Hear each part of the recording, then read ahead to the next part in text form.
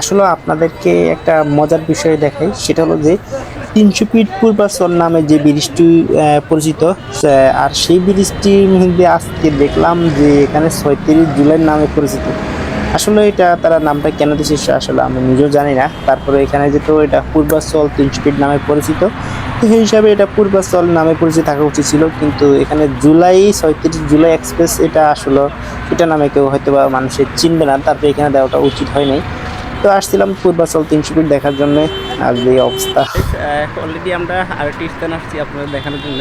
আর এখানে তো মূলত যে আপনার ৩০০ ফিট, আর সেখানে কম বেশি মানুষজন দেখেন, অনেক মানুষজন চলে আসছে শুধু পূর্বাচল নীলা মার্কেট যে ৩০০ ফিটটি ঘুরছি সেটি দেখার জন্য।